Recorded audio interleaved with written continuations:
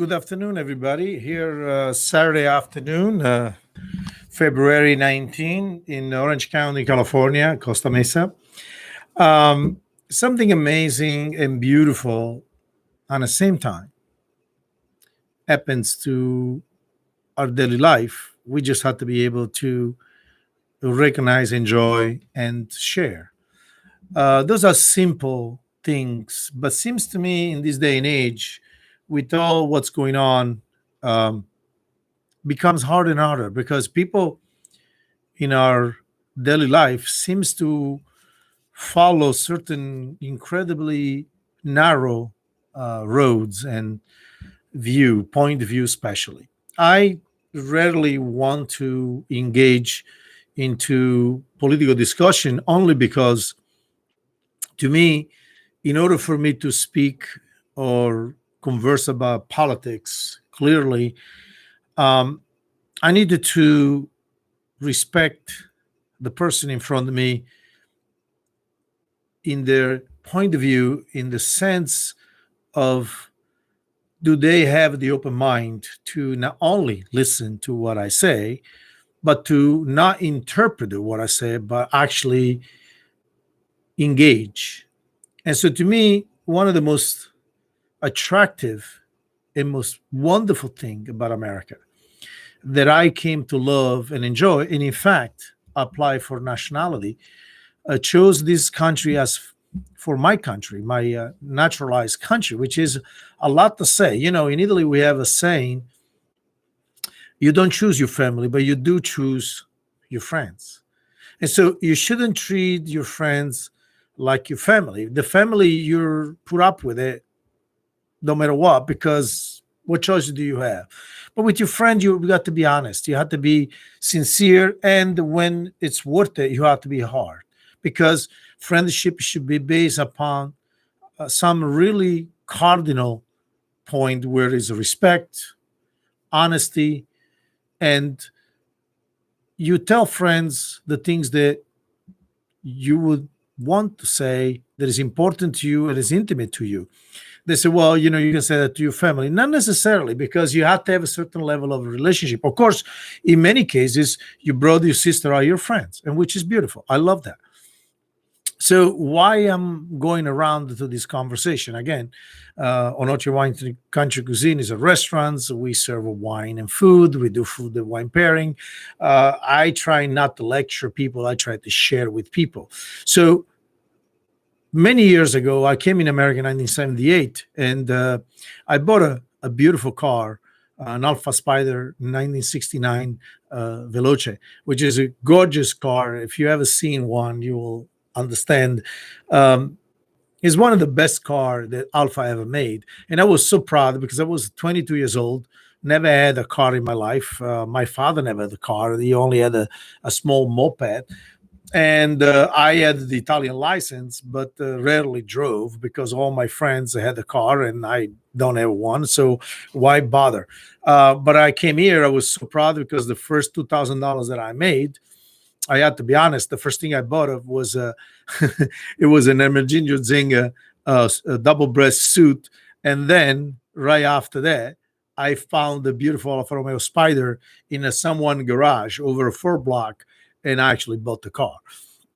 So I'm in the car driving on the turnpike in Connecticut, going towards Westport on the, I think it's the 95. And I put on the radio. I'm playing around with the radio, and of course, all radios, the AM works better than FM. And I heard this bomb music, of bam, bam, bam, bam, bam, bam. I said, "Oh, that's neat." And then I heard this bombastic voice, "Talent alone by God."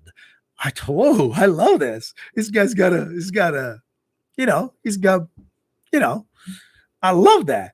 And this voice, bombastic, full of energy, optimism, and great, great clarity in his voice. And he was talking about politics. And I found that really interesting and exciting because he was talking about politics in a way which I love politics intellectually, clarity, and trying to bring it out subject and this dissecting subject matter in a practical, common, everyday language that the folks on the other side of the radio could understand. But he did it with a kind of a sense of humor. The name was Rush Limbaugh. And over the year, I have listened to NPR, Rush Limbaugh, Mark Levine, a lot of the different things because I love to consume the radio in a way which, because when I traveled quite a bit, it's a great companionship. But no one that I ever heard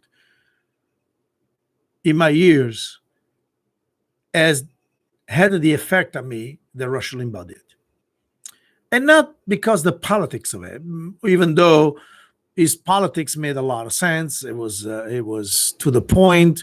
Obviously, his perspective is strictly an American perspective. Why he should have, because that's his perspective, and I respected everybody' opinion and I respect everybody' perspective, because on the end of the day, that's what this country is about. It's about freedom of speech, freedom of opinions, freedom of thought, sharing it with no fear, just with passion. But what I love about the most about Rush Limbaugh that got me hooked up, it was the way he did it with such a great sense of humor, with such a cynic beauty. He was explaining to you a point of view, and he take you down to the road with the, like you were driving in this guy's mind, and it was funny, it was good, it was poignant, and so he suggested a bunch of people that I watch. In fact, I started watching the Laughlin show and some of the think tank of the time, which is some conservative, some liberal. I'm very familiar with all the personality, and I start follow American politics very closely, and not because I found that one person is right and one person wrong, because my point of view is very simple. I am a bandit towards a libertarian, but I do understand the role of government and their limited scope of role of government as much as the need for rules and regulations. I'm not opposed to some of the things that government does, but I am almost always questioning how much do we need babysitting in our life.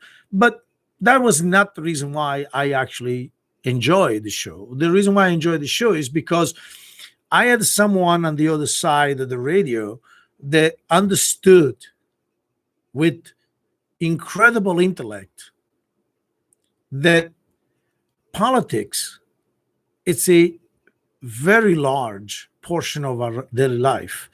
If politics is done the wrong way, it can take so much out of our life. And do understand the roles of government in our life, it's very important, not because you want to be impugn the government, because you want to appreciate them. And if you actually understand the rules and the laws of our country and the system within the system, then you get to appreciate it more and to offend less. And the reason is because I have a feeling that a lot of times people talk on each other with venom only because they really don't know what they're talking about, and not because they simply hate the other person, because they're misguided in their judgment. And it's simple. Let me just clarify the situations. Everyone, like I say, I came in 1978. I have seen Republican president, I have seen Democrat president, and I have seen Congress run by Democrat, Congress run by one party, by Republican. And so the question shouldn't be who's right or who's wrong. The question is why both parties are so wrong all the time. It's because realistically, the populace follow the party line rather than they really understand what is the system of governance in this country. Let's start from the top. And that's why I'm going to miss immensely Rush Limbaugh, because not only was he a generous man, a great man, and I don't know him personally, but I got to know him over the years. So 30 years, I listened to this man.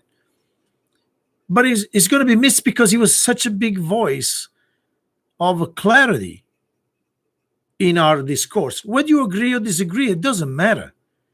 It really doesn't, because this is not about a competition who's right, who's wrong. It's about how do we advance our country in the right directions if we don't understand what the rules are. And then we actually cry and complain about the wrong that we've been receiving, but actually misguided where we point our finger to. So I asked a couple days ago a friend of mine, who is your congressperson? And they had no clue. But they went on and on and on talking about Texas and the president not doing enough. It's like, but he doesn't supposed to do anything. They have a governor over there. It's like California. If there's something happening in California, we do not need the first responder to be the federal government. We have our own government. It's called governor. We have a federal system in this country where every state is independent, and they belong to the Federation of States called United States of America. The only direct democracy we have in this country, clearly, it's the Senate, because every state gets to senator and we vote for it. And then our districtal congressperson for the federal, and our district congressperson for our local government. Then you have the local governance. So why is that every 4 years we do this dog and pony show where everybody's infatuated with the right or wrong president, when the Congress of the United States, which is our direct democracy, are pounding the problems down to the presidency all the time, and they write in a bunch of executive order. See, this is the kind of stuff that Rush Limbaugh was good on explaining and make everyone, even a foreigner like me, who first arrived in this country, to understand this is the system. This is America. Love, hate, or whatever it is that you do, but this is the system. And if you work within the system, you understand, then you can be effective. What that means, being effective? That means that you put the blame and responsibility where it belongs, that you make people accountable, so that the government has to be accountable to the people. But the people can only be accounted if they know what they're talking about. Otherwise, they run amok on you, not because they wanted to, because you do to yourself. And so to me, the passing of Rush Limbaugh, it really shook me up a little bit, because I felt like someone that I knew for so long, somebody that I had an intellectual dialogue, whether he spoke to me or I listened to him.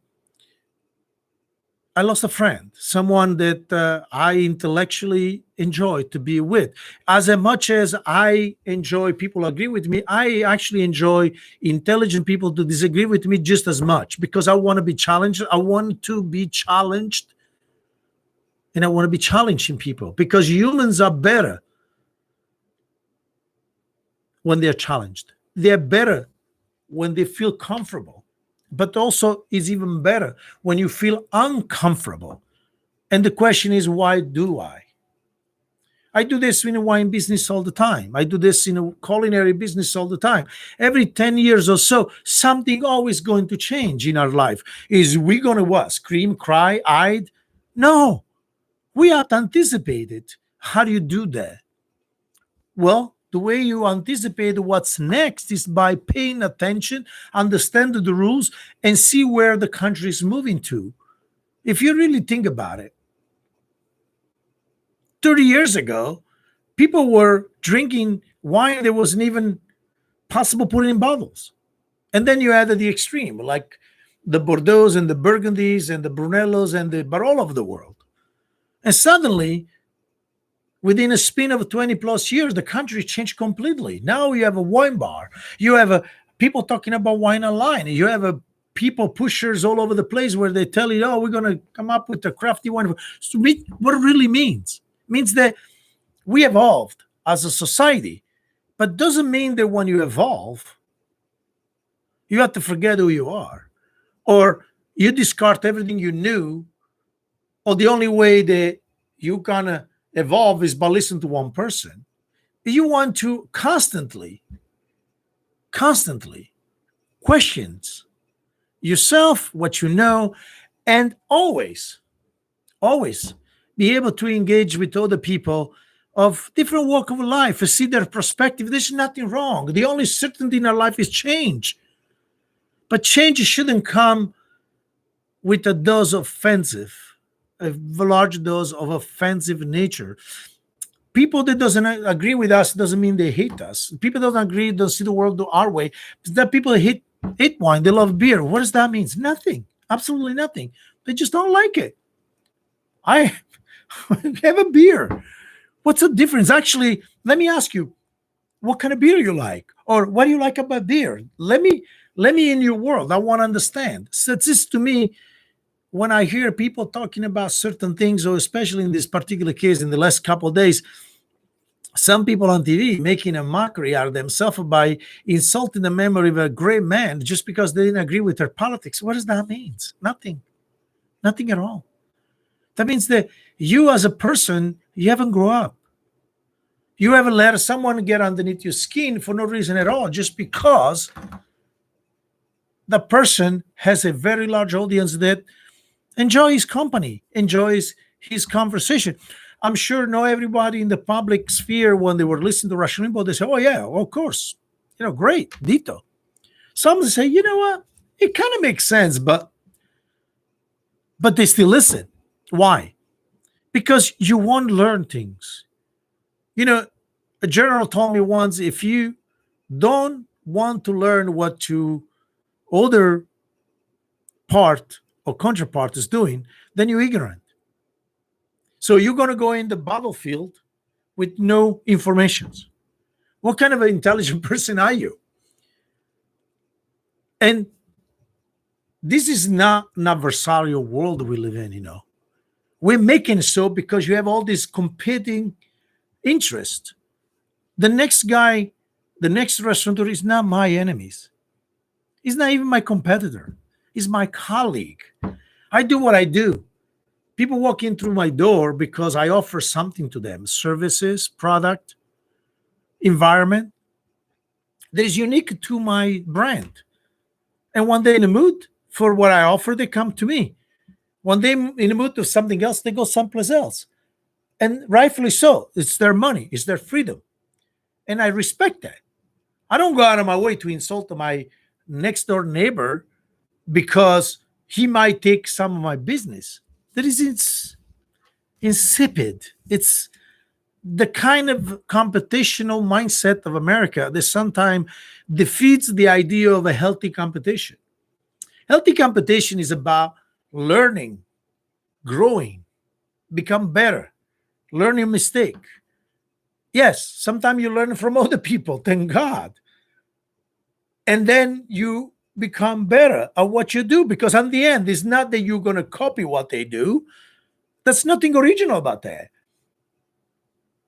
You're going to just learn more about the things that you're doing and doing a little bit different ways. I remember one time one of my guys in the kitchen was doing something, and I said, "Hey, what are you doing?" He goes, "Oh, yeah, I do this all the time." It's like, "What?" Yeah, he was actually making a pate and he was dropping the things on the floor because the hair went out. I said, "Well, that's brilliant. It's brilliant. Simple, practical. He probably learned from grandma, grandpa. Why wouldn't you take an information that valuable and use it? Because what? The dishwasher did it versus the 5-star Michelin chef did it? Are we that small of minds that we missing out on the opportunities to learn something that it makes our life more interesting, more exciting, better? Of course not. Of course not. So what I love about Rush Limbaugh, it was the clarity of thoughts, the delivering with humor and optimism that engages you as a driver, as a listener, and it makes the world a better place because you have ammunitions to converse, to discuss. It challenges your mind thoughts, a point of view, It's the most beautiful thing can happen. Unfortunately, we are in a culture now that we are so rushed to judge. We become, we impugn people mindset without even know people. We have keywords which triggers people emotion. How sad. Are really, really sad. I come from a country where insult is a compliment. I come from a country where we take our sports on the street. If you watch any truly local Italian elections, you will be sitting in a corner and suck your thumbs because there is nothing that is off bounds. Is that right? I don't know. But we learn to deal with it. We learn to take with it. And but also we learn to understand is what it is.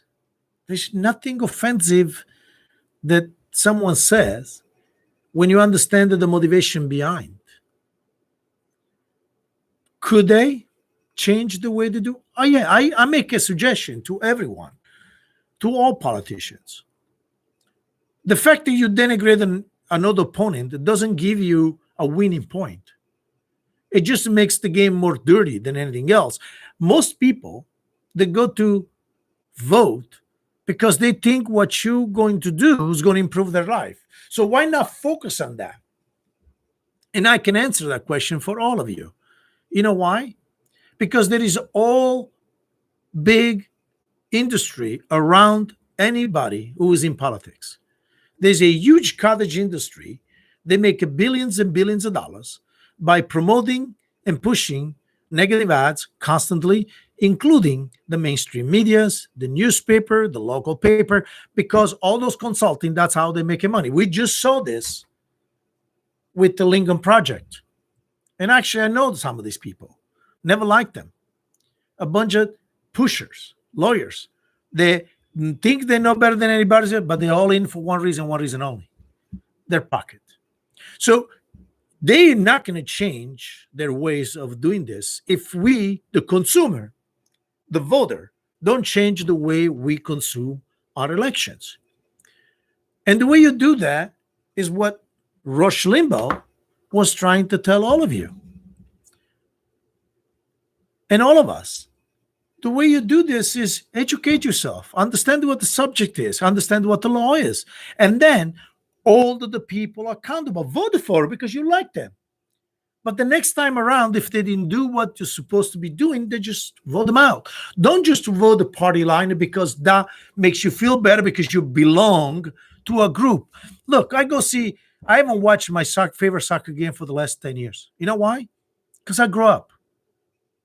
I don't care. I'm not going to buy their jersey. If they play good, I'll watch it. If they don't, because on the end, I watch the game because I want to be entertained. If they're not entertain me, I should turn the channel because it's my time. I don't own these people anything. As much as my customers don't owe me nothing. I rent the service. If they found that my service worth it, they'll come back and they bring their friends. If they don't, they'll bring their customers, their money, their friends elsewhere. And they have the right to do so. So why do we hold the politician in the different standards? If we vote for these people and we give them our vote, our trust, but then we have to be honest, because when that trust is being broken, when that vote is being wasted, we have to be able to say, I vote for the person, didn't deliver it, let's move on. Because only when you make them accountable, they will be responsible. Until then, they're going to blame whatever is next. Watch what happened around the country. Let me give you an example. We have a pandemic, and the only thing they do, they went on TV and tell us the numbers every day. That's not their job. We have a statistician, which, by the way, they were wrong. We have doctors, by the way, they were all wrong. And then we have government people, like governors and people working government. What was their job? Their job was to find areas in our country, like convention centers, stadium, which they have all facility, bathroom, running water, and created those area for COVID recovery centers. Because it's simple. If you have an infection on the pandemic level, which means it's everywhere, people, why would you take unhealthy people contaminated with this virus and bring it to hospitals, then stop functional hospitals and put the people at risk who are in hospital, and then you say, well, we cannot take care of heart disease, we cannot take care of cancer, we can only take care of COVID. Okay, that's mathematically impossible. Because in history, we have took pandemic, virus, and put them in a quarantine. You know what the word quarantine means in Italian? 40 days. So what we did, we took the sick people and put them in an area privately where we take care of just those people for at least 40 days. That's exactly what it means. Instead, what we do, we put all the healthy people in quarantine and the unhealthy people put back in the hospitals and then do the things that we do. Makes absolutely no sense. And this is not about Democrat, Republican, Independent, Libertarian. This is just intelligent and vision that is lacking because politicians want to do the best next thing. Do no harm. That means be impotent, be frozen, do all the silly things they've been doing for all this time. Meantime, millions of people out of job, 100,000 died. But that's not something that I blame anyone. I'm just saying the system is frozen because instead of that we have leaders in our country, people that actually has intelligent vision of our country, and they look for solutions. They look for expedience, which is I don't want to upset my constituency. I don't want to do something wrong because I want to get voted. And by the way, because I like in power where I'm at. And so in the meantime, we just here out there, you have one guy argue with the other guy. You didn't wear the mask. The other guy didn't wear the glove. The other guy didn't stay home. The other guy, it was a super spray. You know, it's silly. It's sad. This is time when the country should be together, help each other. No, you cannot help each other if they keep on telling you that one group is not essential and the other is.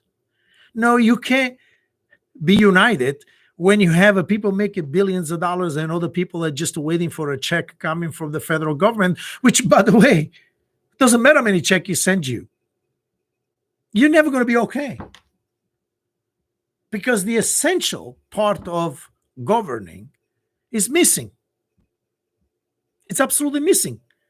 And they're not accountable because you guys don't pay attention. We don't pay attention. You blame a president. You blame Dr. this, Dr. that. No, you have to look around the system as it playing out, and these people are incompetent. And the story. Now, I said it. I probably wouldn't be this program today probably won't be transmitted because somebody somewhere thinks that I'm crazy and I'm saying something stupid. I'm telling the truth, the absolute truth. And I'm a chef, but also I'm a citizen. We have to stop with this ludicrous idea that only people that have a PhD in something, they're smarter than everybody else. They're not. I don't even know how they passed the grade at this point because it makes absolutely no sense. We have thousands of years of experience in these things. It's not just the first time it happened in our life. Have we forgotten that we lost 5 million people with plagues? Are we silly? They believe that this is the first time happening in our life? Come on. But what we're lacking here is of accountability because you have a number of people, they're going to be one tent, another number of people are going to be in the other tent. My guy's wrong, you guys are wrong. No, they're all wrong. And sooner we all realize that better it is. So to me, I came to a conclusion that whether you like Rush Limbaugh or you hate Rush Limbaugh, you cannot argue with the fact. The man was brilliant. The man was clear in his thought. He was a giant in the broadcast industry because he knew how to engage his audience. He knew how to yank the chain of the power in the people in power. And they hate him for him because he was telling the truth as he saw it. That's all we can do as a citizen. Tell the truth how we see it. and do it in a way which is fun, it's got a good sense of humor. And yes, truth hurts. Most people in power don't like the truth. They like their truth. They like telling their story. That's why they heavily invested in all the media outlet, all the bipartisan baloney. When you subscribe to a party, to a religion, to a specific group, you start losing the mind, the independent. And so you start becoming loyal to those groups rather than loyal to your individual quality as a human beings to discern what's right and what is wrong, what's just and what is not. We have one of the greatest country on the planet. We have one of the wonderful Bill of Rights on the planet. We are one of the greatest society. Not perfect, many, many issues all across the board. But it's a society that trying every day to move the ball forward. But if every time we needed to discredit our opponent, we have to take a 10 step back, that is not the right way to do it. I said a long time ago, it's about time we stop fighting the politics of 200 years ago. We have a brand new world in front of us. We have technologies that are amazing. We just land another rover over Mars. We have an amazing breakthrough in medicine, biotechnologies, and yet we handle each other like a cave people, always accusing, impugning, always belittle anyone else. Why is that? We can have the greatest phone who can operate like a mini computer in our hands. And with our tools, we use it to do the same thing we did millions years ago, thousands of years ago, attack our rivals, insulting the people that don't see the world as it is, make fun and ridiculous people that don't have this point of view as we do. Is that an healthy society to you? Isn't. You know, I always said to people, drink the wine that you like. Do what makes your palate happy. I can tell you a million reasons why you shouldn't, but none of them count a beans when it comes to your palate, your individual satisfactions, the way you enjoy what you enjoy. And I have no right, absolutely no right, to tell you otherwise. I can engage with you, I can talk to you, I can explain if you want me to, but on the end, in the silence of our mind, in the intimacy of our palate, we know what works for us. And we always have to keep that in mind, that at the center of everything is individual freedom, individual responsibility. Because only if we are great individual human beings, we can become successful, helpful contributor to our community. It's not the other way around. The larger numbers only hide individual responsibility. This is not of a conversation about this ism or the other ism or the ism, people, capitalism, socialism. It's all ism that make absolutely no sense. If at the core of every single organization there is corrupt people, it don't matter. Don't matter. But at the center of our existence, we can only be responsible for one thing, ourselves. And if we are a better people, or we strive to be a better people ourselves, we will be a better neighbor. We definitely will be a better friend. And when we give our opinion, make sure that we give an opinion that is based on facts, truth, and knowledge. so that when we pass a judgment, we have something to back them up with.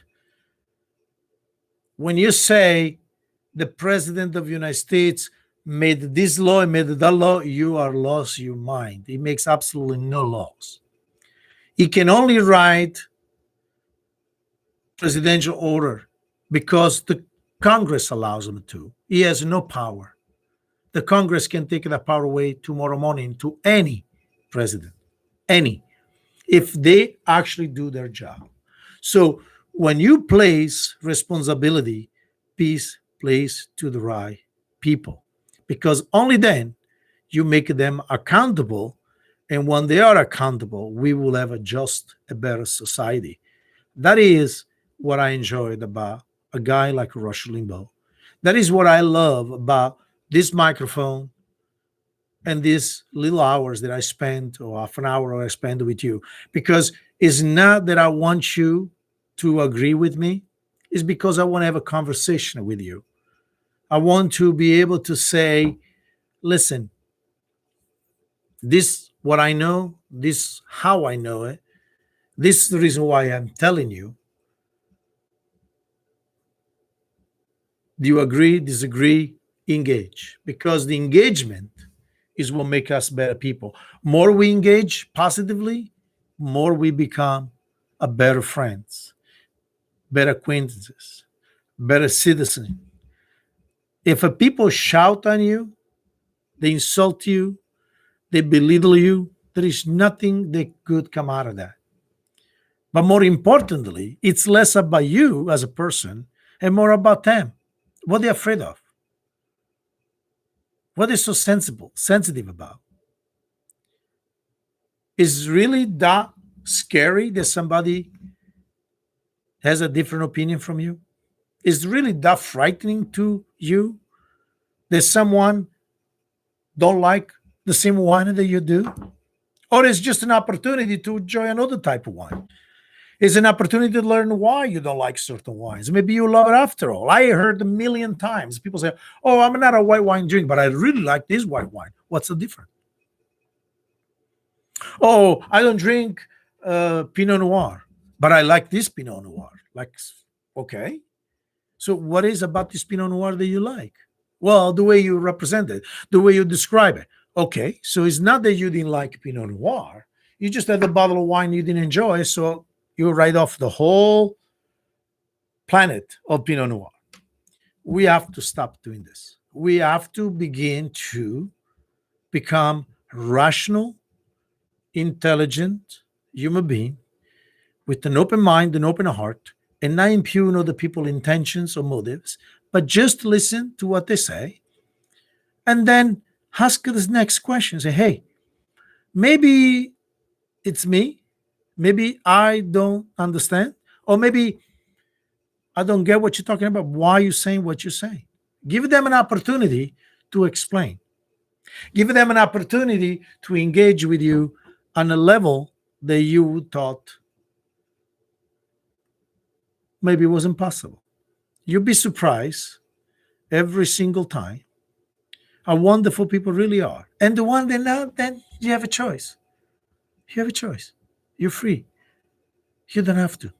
So my word of wisdom to all of you is keep an open mind, keep an open heart. But more importantly, keep the dialogue going, because when we shut each other out, we're not going to become a better country. We're not going to become a better neighbor. We're not become a better people. There's nothing to be learned by close ourselves in our little cell and just become hermit because we think that the world doesn't understand us. Maybe, just maybe, the world needs to know a little more about us. So we need a more communication, no less. And like Rush Limbaugh said, freedom is the most precious of all gifts we can receive, but it doesn't come for free. We have to fight for it every day. And I mean it with the heart, with the mind, with dialogue, with a great sense of optimism and a nice little smile, because you know what? We're human after all, and humans are incredible creatures. So from Costa Mesa, California, this is Massimo Navarrete, Chef Massimo Navarrete, as most people call me.